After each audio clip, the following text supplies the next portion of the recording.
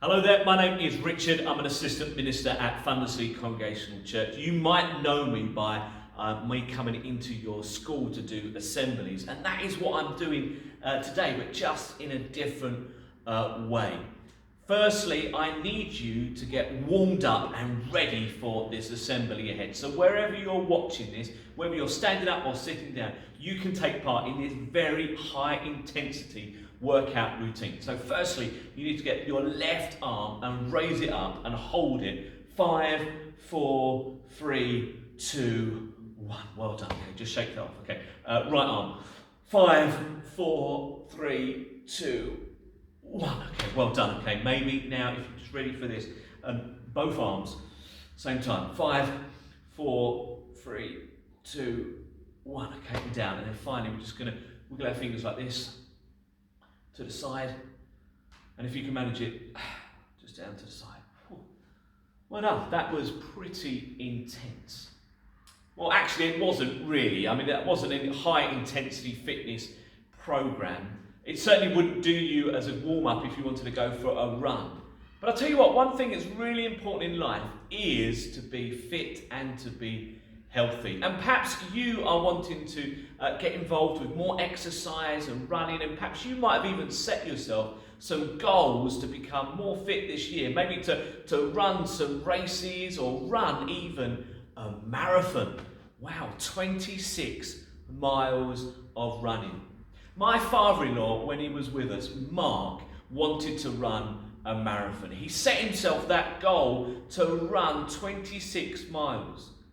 But originally, Mark would be the first one to admit that he was overweight. And so that goal was massive. He had to set himself a number of steps to get to achieving that goal. And he did achieve that goal. In fact, he achieved it many times. So what was his little steps? What was his words of advice? The first one was this: eat a good diet. Eat things like your fruit and vegetables, your 5 a day. That would be healthy for you to get to that goal. Start with short runs and then build up. It's no point trying to run 26 miles on the first day. Maybe just do a few meters, 100 meters, 200 meters, and slowly build up. Do regular exercise. You're going to need to do something every single day at some point. It might be a run, it might be a walk, it might be a bit of swimming or something like that. Then he'd say, time yourself and look to beat it. If you ran somewhere in 5 minutes, the next day, see if you could do it in 4 minutes. And then he'd say, get some good running trainers. So really helpful advice there that's actually true for most aspects of life. It's always good to have a good diet, to eat healthily. If you need the equipment to help you to do certain things, get those bits of equipment. If you need pens and pencils in class, make sure you've got pens and pencils. Maybe set yourself little goals to achieve something and then see if you can achieve it in a different time frame. Do those things on a regular basis to keep the brain active and you're running active, all of those things. But when Mark said to me that he was going to run a marathon, that wasn't the goal for me. Because when I looked at his bits of advice, I thought, really? Get some good running trainers? I would be looking at all the other things that I could spend my money on. Perhaps I could buy, I don't know, the latest computer game or console.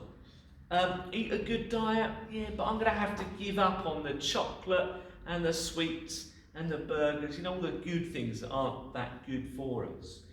Start with short runs and then run up. Well, I'm going to lose a lot of free time if I was to do that on a regular basis.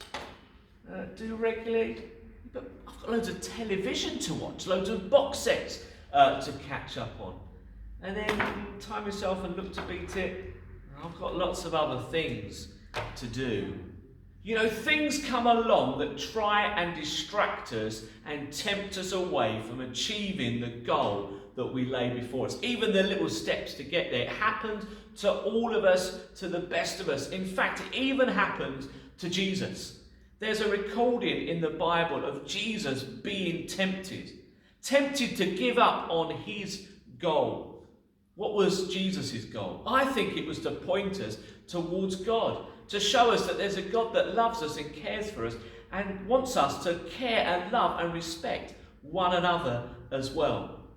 It says in the Bible that Jesus was led out into the wilderness, into a deserted place, and he had nothing to eat for 40 days and 40 nights. And then the Bible has this little, I think, a very understated thing. It says that Jesus was very hungry.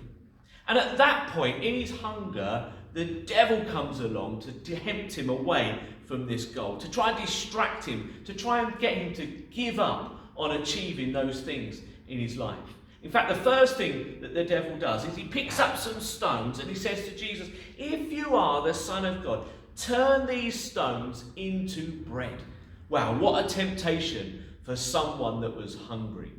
But Jesus says, actually, you can't just live on bread alone. And he doesn't do what the devil asks him to do. Then the devil takes him to the top of a high temple. This is my temple, out of some blocks. And he says, Jesus, if you really are the Son of God, throw yourself off of this temple and no harm will come of you. But Jesus says, it's not good to test God in this way. And so he doesn't do what the devil asks him to do. And then the devil takes him up to a really high mountain, perhaps like the bread and cheese. And at that point, Jesus can see everything, all the wonders of the world. And the devil says, if you bow down and worship me instead of God, you can have all of this amazing world. And Jesus says, no. Worship God only. And then the devil left him. And we know that actually Jesus went on to achieve the things that he'd laid out and set ahead of him, to actually show us that there is a God that loves and cares for us. Jesus knew his goal. He knew that it would be hard and he had to make that extra effort to get to that point. He wasn't going to give up on the quick fix. Wasn't going to give up for the getting it done a different way, perhaps the wrong way.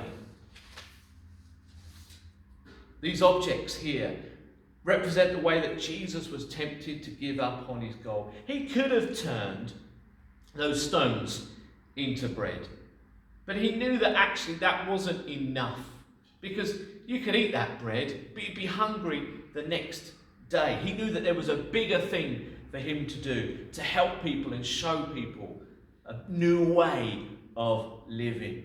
He could have jumped off that temple and landed safely like some superhero, but he knew that a big publicity stunt wouldn't have won people over because they're very forgetful. He wanted to live amongst people and show them a way of living. He could have got all that he wanted by bowing down to the devil, but it was the wrong way of doing things. It wasn't the right way that was laid out before him.